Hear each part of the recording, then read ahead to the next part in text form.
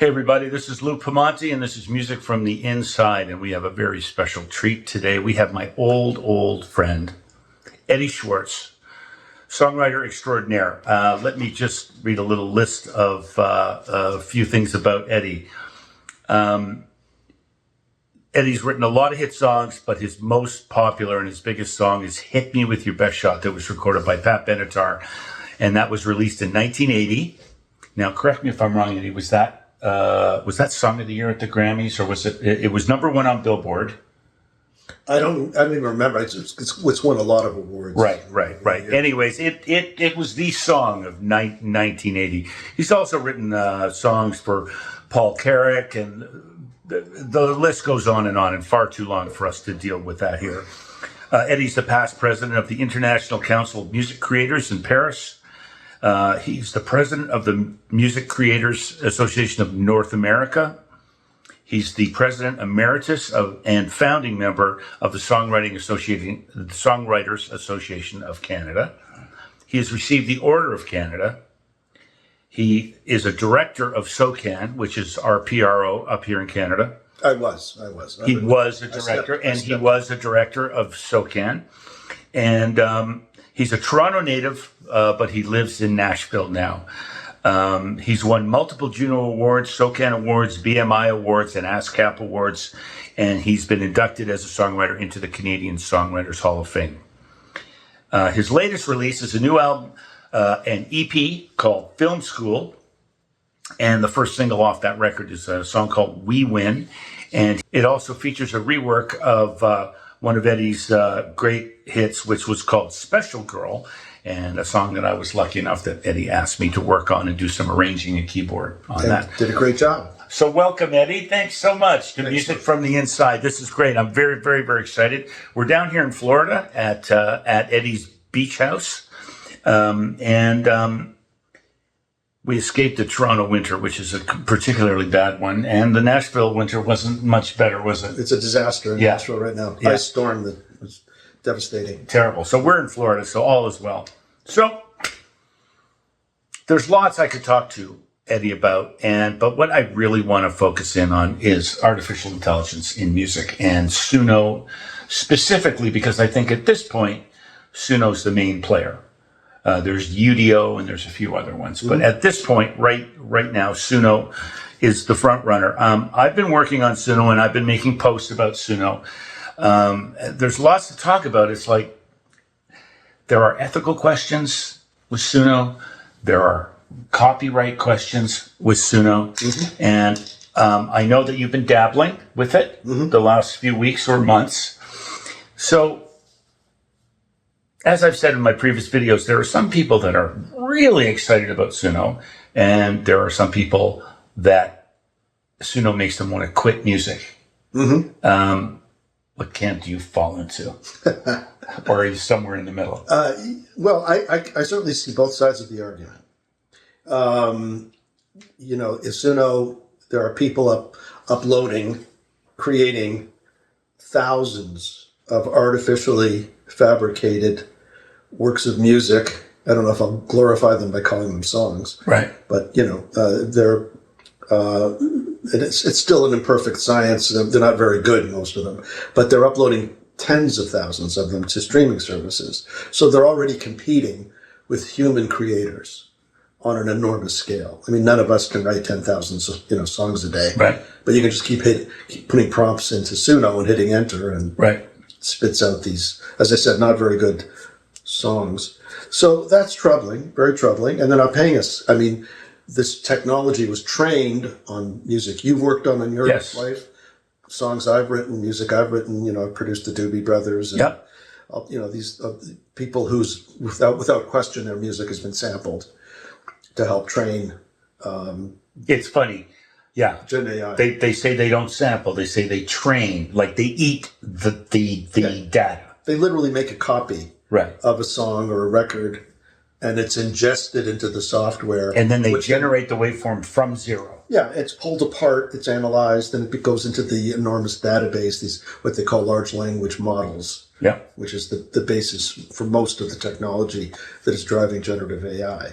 So I get that argument, and I'm totally on the side of they need to pay us for the training. Yeah. And I believe also that we need a right of remuneration to pay music creators, both people like us, but also the next generation, younger music creators who are struggling to make a living, need to pay them as well. And I think that's a new right of remuneration that should be on the output stage, which is ongoing. And we can talk about that a little later too. So now on the positive side, what I think a lot of songwriters are doing, and you probably had some experience with this as well, if you have a human created song with good lyrics, with, intelligible lyrics, yes, which these fabricated works don't usually have, works that have, songs that have words that mean something to other human beings, and music that's well thought out and attractive musically, then SUNO can be a very, very efficient tool for demoing. In other words, like there are so many different ways of using SUNO, obviously. Yeah. There's the hobbyist who just said, I'd like to write a song about standing in a lighthouse looking at the ocean. And he types that in, and SUNO does the rest. It does everything. It does the melody, the chords, the arrangement, and writes the rest of the lyric. Yeah. Now, people like you and me, I think, and correct me if I'm wrong, but on my last experiment, I wrote the song, the melody, the chord changes, and the lyrics, and I did a very simple demo of just piano and voice. And I sang it, and then I fed that demo into SUNO, gave it the appropriate prompts, and it came back. Now, there's everything in between. There are people that write lyrics that don't write music. There are people that write music that don't write lyrics. And they're asking SUNO to do the thing that they don't do. I know a lot of people are using SUNO to resurrect 20 and 30-year-old demos, like a lot of my friends. Sure. It's like, I've got all these demos sitting on cassette in my basement. What if I fed them into SUNO? And we're starting to see those albums come out on Spotify now. How do you use it? Yeah. Well, let me back up and just say, because I am conflicted, I understand how helpful it can be if you have a human created song you believe in, for SUNO to do like almost an instant demo of it. A demo recording that can be quite sophisticated. Right. Or multiple demos in different genres. Yeah, or that too. Yeah, you could do, I want a salsa, I want a tango, I want heavy metal. Yeah. And I want a punk rock from, the 1990s, from the Pacific Northwest, something like that. Anyway, so it can be a useful tool. The thing about this is, you've got to go back and start at the beginnings. So they've really, stolen, I know that's a very strong word, but they've stolen the world's music. Yes. Not just ours here in North America, in the Anglo-American catalog, as it's called, but music from all over the world. Yes. Being adjusted into this thing, and no one has gotten paid for that. Right. And that's wrong. So let's start there. So that's something that has to be corrected. And again, as we get back to on the output stage, I think there's also money should go to music creators and rights holders. So there's that. But like every tool in your toolbox, there's a place for it. Yeah. It can be a useful tool. And so that's why I'm so conflicted about it. And that's why, to answer your question, I know it's a little long-winded answer, I'm not comfortable releasing anything. Right. I've got stuff I can play. Right. I can play for you. Right. And, I mean, as a demonstration of what you're talking about, we could play it as part of this, this podcast. But I'm very conflicted about using it and beyond that limited way. Let's see what this thing can do. Right. Let's try it out. It is very impressive. It is very impressive. When I first used it, I was shocked at the quality. Yeah. Yeah. And it's getting better. I mean, even in the short period of time I've been using it, you can see that this thing, again, because now we are proactively helping it, because every time we put one of our songs in, Gen AI is going, it's training on that too. It's training on that. More info than now. Didn't a mutual friend of ours tell me that you're involved with a company or a venture that is working on software to determine the origin of what specifically what music was trained upon to make this particular Suno song. Yeah.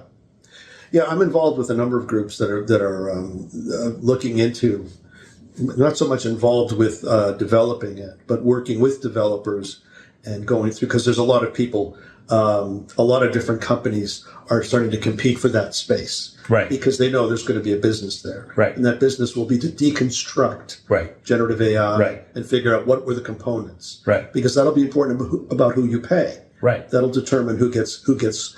Again, if we have a right of remuneration, as it's called on the output, we need to know what went into the soup, went into the stew, as it were, so we can pay the rights holders and the music creators. Well, I guess if there's software like Suno that is working, taking all of this data and making a cohesive song out of it, it would make sense that you could reverse engineer that to dissect a Suno song and find out what the influences were. For example, so I've done a lot. In the last 6 weeks, I've done a ton of tracks. Some are great, some lousy, some mediocre.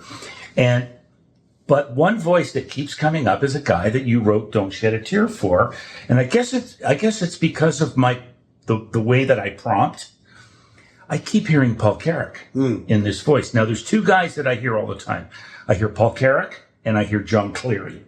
Are you familiar with John Cleary? I know John Cleary. He's a New Orleans pianist, songwriter. He's been in Bonnie Raitt's band for decades, and he's fabulous. Okay. And he's a British guy, but he lives in New Orleans. And I keep hearing this, and I even sent one of the tracks to John Cleary, and I said, John, listen to this. This is you. I mean, it was unmistakably him. Wow. So some of it's obvious, but I mean, when it comes to drum parts, like I find that I'm using Suno to help with bass and drums, with the actual basic groove. Mm-hmm. Because me programming a drum part going, go, go, go, go, go, and then doing a fill, in the way that we've always done it, can't compare with Suno drum parts that actually have human sounding fills and human sounding grooves. And I mean, a lot of these Suno tracks don't even stick to a click track. They, get a little faster in the chorus, a little slower in the verse, just like songs used to. Yeah. Right? Yeah. So, I mean, more human than humans are these days, to some extent, in some ways. Well, more human than, say, a modern pop track that's done on a laptop. Well, that's what I'm getting at. Like a Taylor Swift song or something like that. And nothing wrong with Taylor Swift.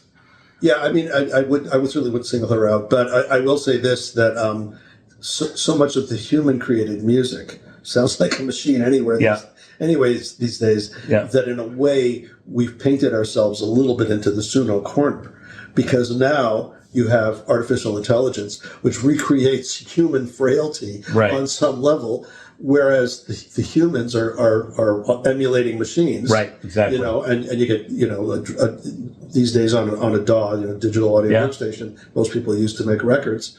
You could get just the exact same tempo from the beginning to the end. To the end of the song. So it's interesting that we now have artificial intelligence that is faking us, faking them. Yeah, faking our frailties. Right. Because you shouldn't speed. A drummer, a good drummer keeps the tempo steady. Yeah.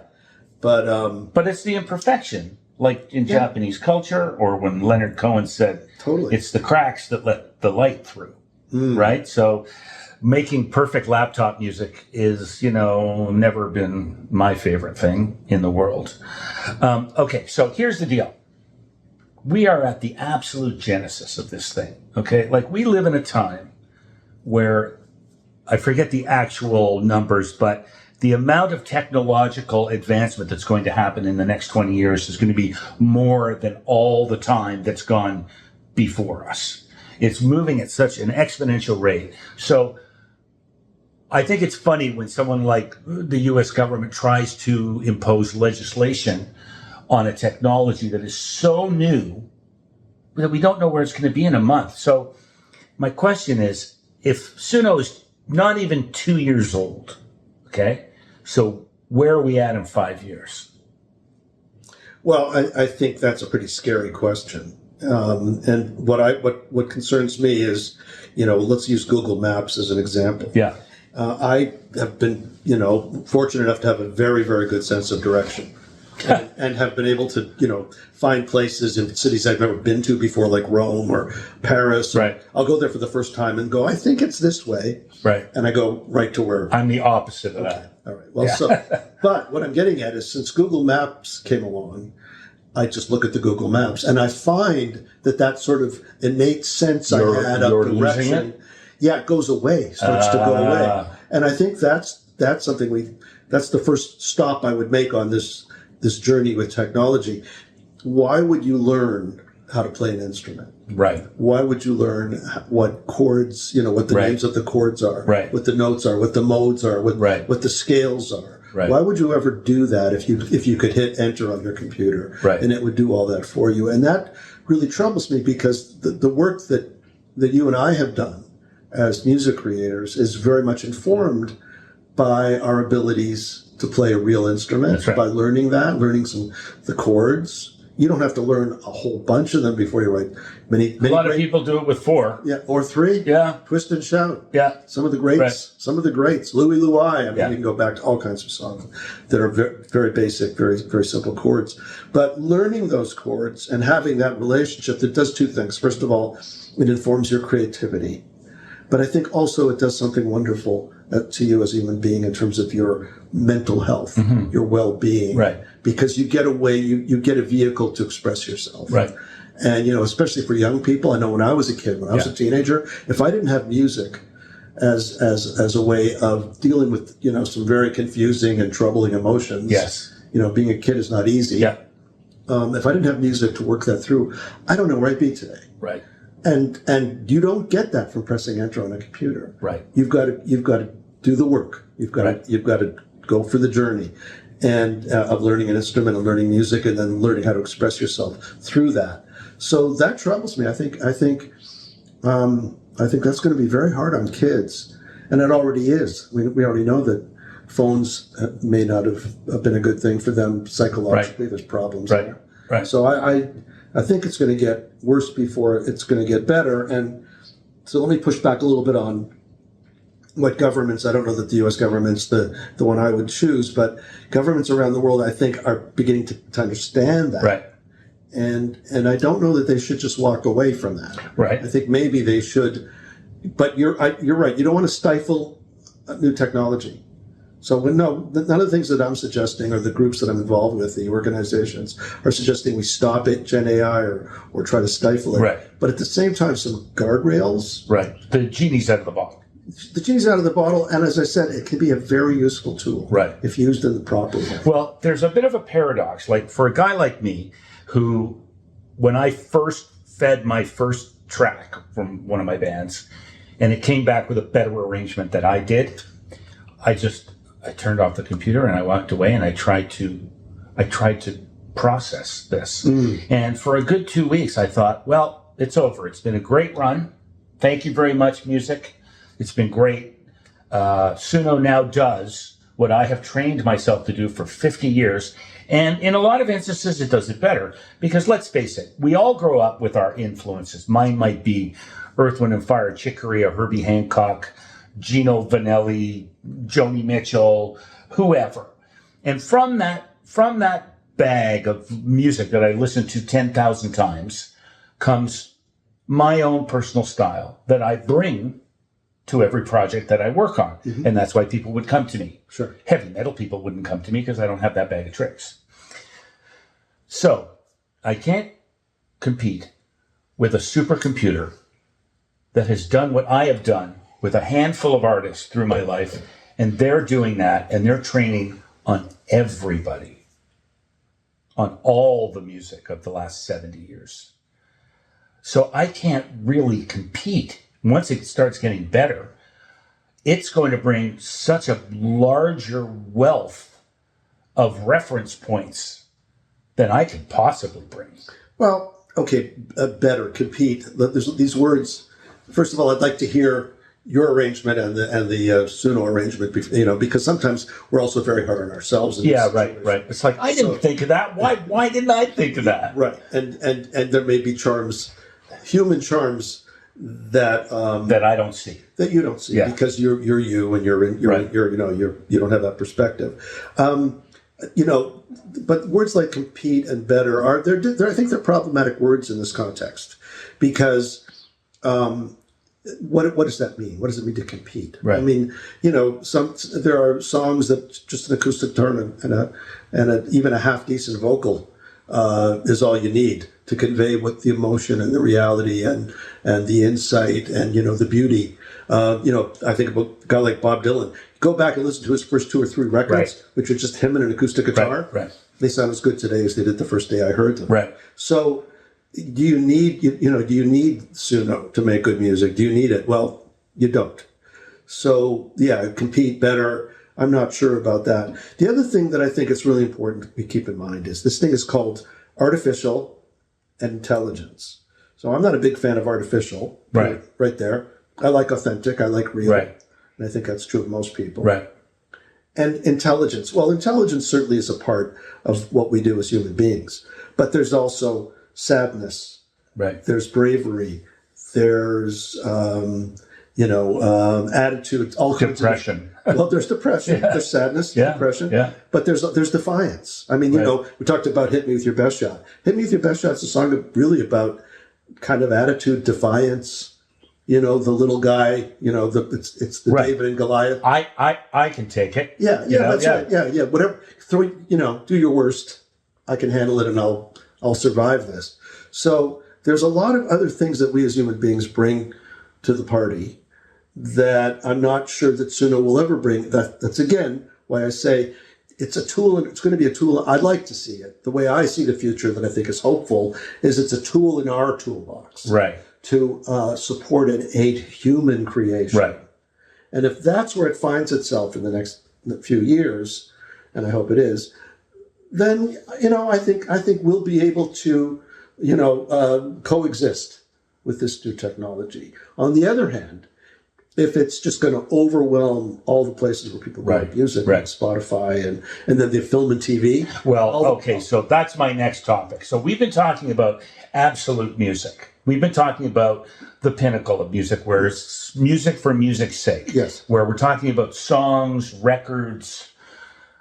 But what about, that's only a portion of the music industry. I spent a large part of my career working in AV, film, television, commercials, all those things. Mm-hmm. So in any situation, even film underscore, in any situation where the music isn't the focus, but it's playing a supporting role, I mean, that's a big industry out there and a lot of guys making their living. And I can really see, like, for documentaries or television series on broadcast television, I mean, why wouldn't they just use SUNO-generated tracks? Yeah. When you're not really hearing it, you're just kind of feeling it. Yeah. I think you put your finger on an area that is of real concern. I think that the two would be demos. Yeah, you were talking about that. Yeah, in Nashville, where I live, a lot of time, I'm a Canadian, but I've spent, back and forth. But, some of the musicians who do demos in Nashville are extraordinary. Yeah. The quality of musicianship in Nashville is really something very, very, very special. And I think that's the low-hanging fruit here.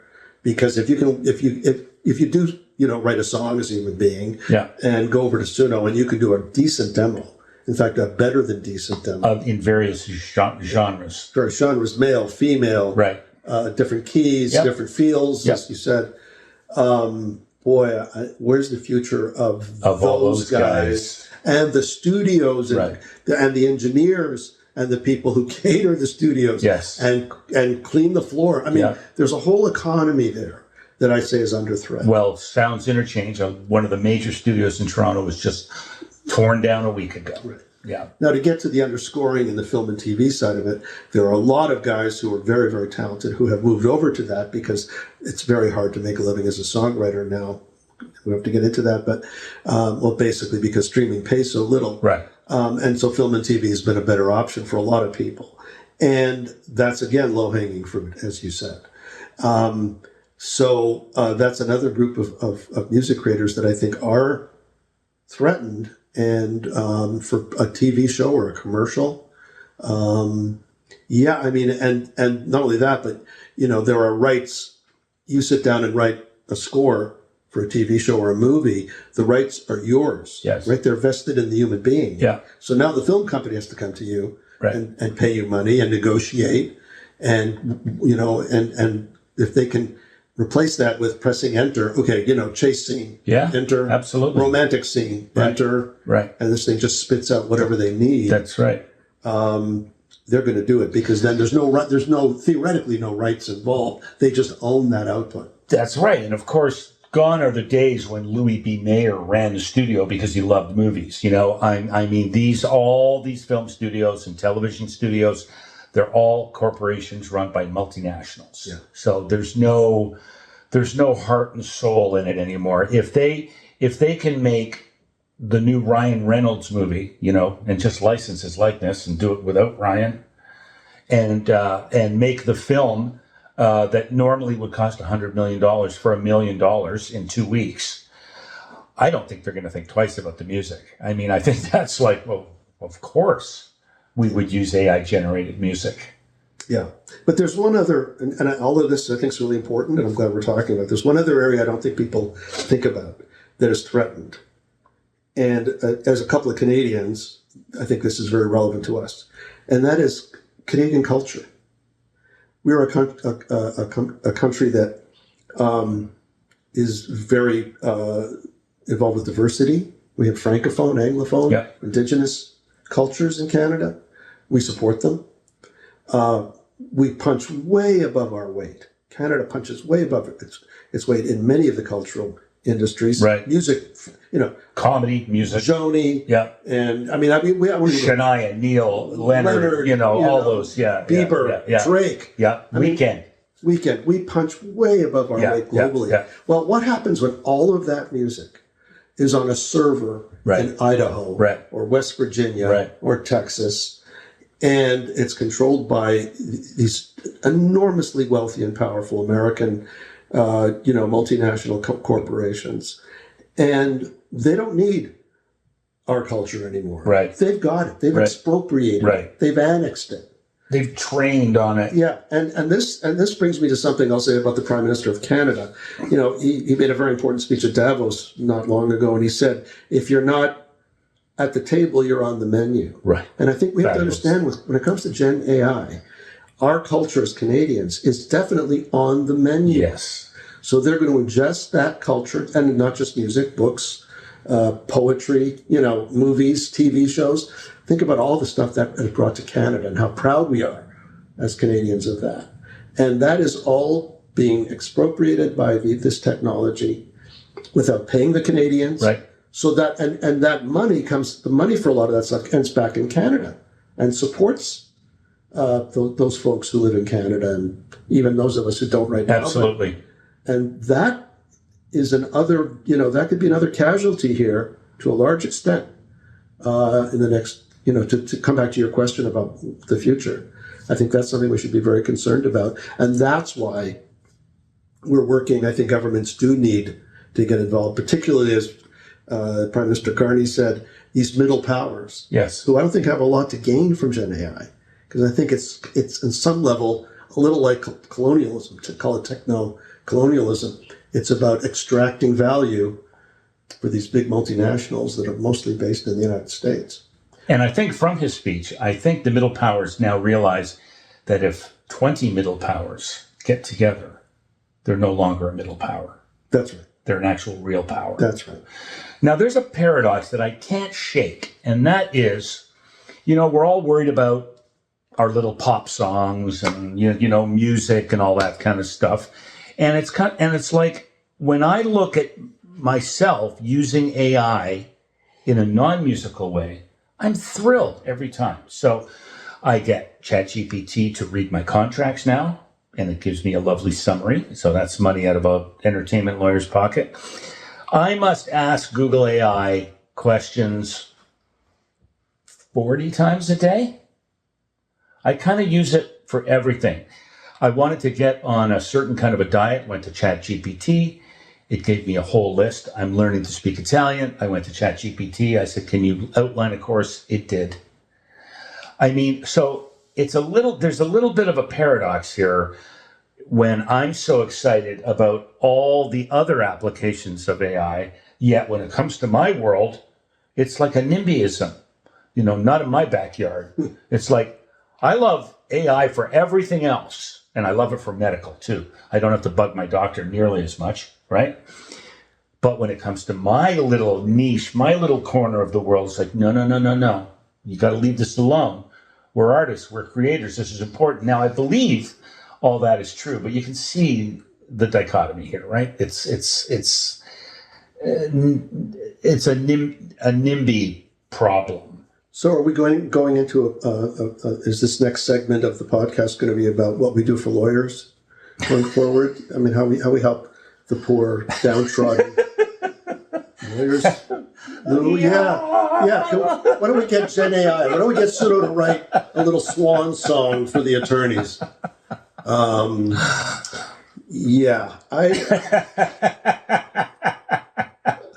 You're gonna have to do that podcast with somebody else. Okay, yeah, we'll do that. Now, there's one more thing that I want to talk about. You mentioned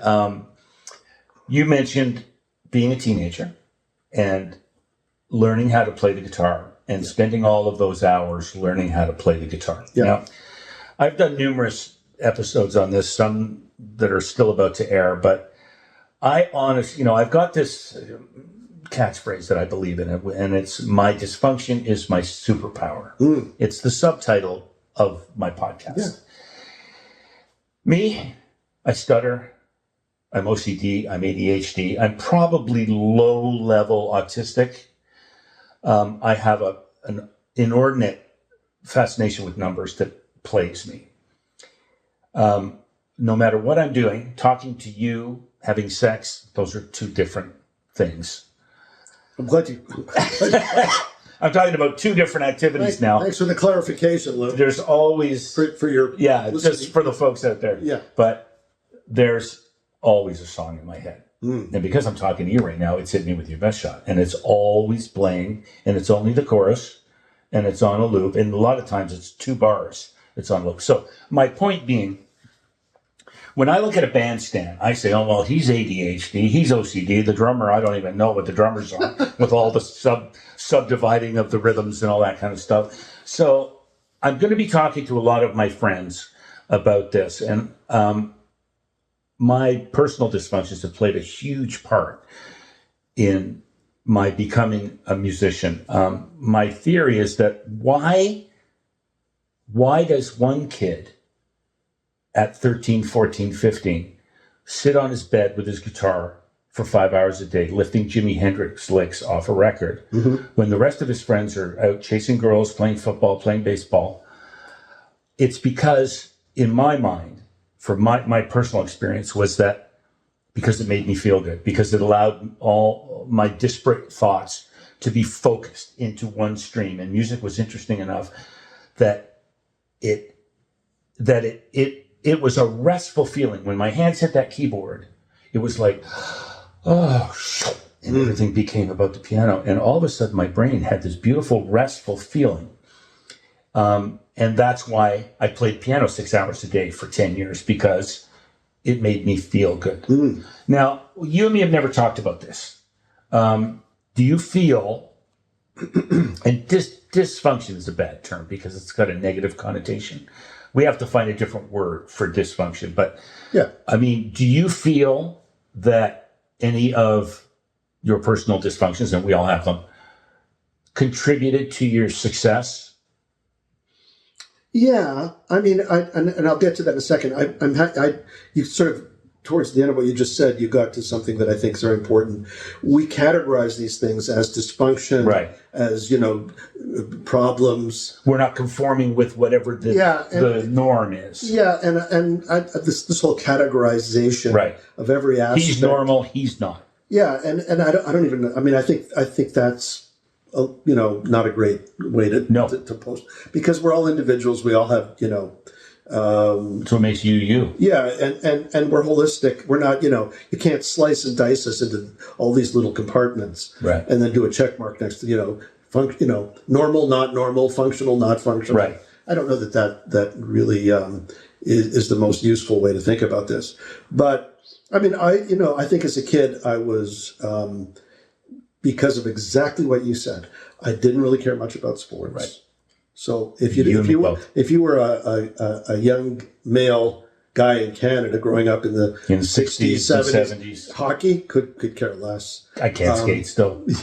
And I'm flat-footed, so when I tried to skate, my blades never touched the ice. Right.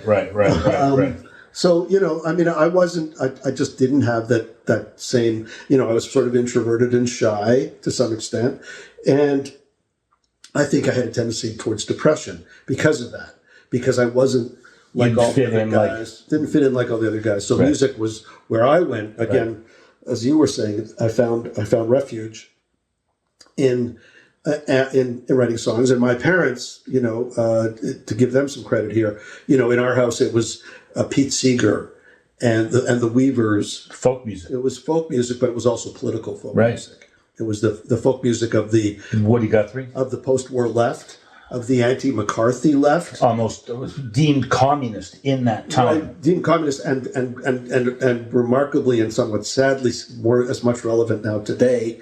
Yeah. With given the current political climate as it was back then, since we have somebody who basically is a McCarthyist, more or less. This machine kills fascists. Well, and that's what I'm saying. Woody Guthrie and Pete Seeger, these guys. So I had that. And then Dylan came along, and Dylan fit right into that particular, genre, if you want to call it that. So not only did it get me out of my own head, as we were talking, and take me to a better place, but it was very socially relevant. So it was a way of me addressing the issues that I saw beyond myself, to the greater issues of the day. And these issues have never gone away. They wax and they wane. Right now they're, I don't know, it's waxing, getting bigger, I think. Yes, waning is going down. Good. So they're waxing. Yes. Why did I get that right? Okay. So you're a late teenager in the Summer of Love. Yeah, well, the Summer of Love was 68? 67. 67, I was 17. There you go. So perfect. Nice timing. Yeah, and I had a cousin in New York who, my mother's family is from the States, is from New York City in particular, and she was living in the Village, the Greenwich Village. So I would go visit her when I was 12 and 13 years old. And I was exposed to Dylan and Ginsberg, and I saw the Blues Project when all those guys were totally unknown, and there were 6 people in the audience in the club. I mean, so that also gave me this kind of connection, and so Vietnam was just beginning. And the war in Vietnam, let's face it, drove a lot of our generation's political attitude. And anti-government and whatever, an anti-authoritarian drive. So it was an interesting time. And okay, but back to you personally. Yeah, back to you. What are generally perceived as dysfunctions, as we said? Do you feel that whatever personal parts, parts of your personality, made you one of those guys that sat on his bed and tried to write a song and tried to learn chords? Yeah, I think it did. I think a tendency towards depression, alienation, and introversion. I didn't want to play. This gave me something that was useful to me, but I didn't want to play it until the songs were done. So it gave me a that little sandbox to play in until I was ready. I felt, okay, now I'm ready to share this with other people. Now, like a lot of us, you came up through bands in Toronto, right? Totally. Wasn't one called the Mushroom Castle? Yes. Was Greg Godovitz in that band you too? bet. Okay, Greg's going to be a guest too. What are some of the other bands that you grew up playing in? The Buttes. The Buttes. With Ron Giddings. Ron, if you're out there. I haven't seen Ron in many years. Wow. Then it was the London Fog. Then it was the Mushroom Castle with Greg. Did you play the Yorkville area? Oh, yeah. We played all the clubs in Yorkville. And then the band that had the most success, I think, was a band called Icarus, which was I was involved with, and through that I met Lord Michaels. Oh yeah, I met and been friends for life with Bob Ezrin, right, of course, and Adam Mitchell. Yes, from the Poppers. Yeah, from the Poppers, and all kinds of other illustrious folk. Well, I've always said, and Cameron Crowe has always said this too, that if you were a musician, being born in 1950 was like winning the lottery. Now, I know you're very close to 1950 in there somewhere. A week before. There you go. Oh, December 49? December 22nd. Well, 49. So as far as timing goes, your timing was absolutely perfect. Yeah. Personally, I always felt, even though I did fine, I felt that I caught the end of something instead of being one of those guys that was in the middle of it, like a Fred Mandel, who's a friend of both of ours. Yeah, sure. Who was in the middle of it and ended up playing with Elton John and Queen and blah, blah, blah. Yeah. But he was kind of in the middle of it, and he's of your vintage, I didn't know he played with blah, blah, blah. Yeah, they're a great old band. Yeah, they're early stuff, though. In particular. Anyways, look, we could go on for hours and hours and hours, and we'll probably continue this over dinner tonight. But, okay, so just as a wrap-up, are you optimistic about the future of the music industry? I don't think I could go quite that far. Right. What concerns me right now is, there's these deals that the big major record labels are making with Gen AI, and I'm very concerned because they're completely opaque. We have no idea what the deals are, what rights are involved. Again, we have rights vested in us. Yes. So when did we give them the right to negotiate on our behalf? But apparently they think they do. So I think that's an interesting question. That's a legal one. So I don't want to go down the rabbit hole with it. But I think there's a lot of, when these huge, rich, powerful corporations are doing deals with each other, yes, that really concerns me about where individual human creators will end up in. And not only that, but each multinational corporation's AI is talking to this multinational corporation's AI. There's that as well. Yeah. So I can't. I would say right now I'm in the middle. I'm not pessimistic. I'm not optimistic. And and the thing is, again, I just want to say one thing: we all have agency. I think this is an important message.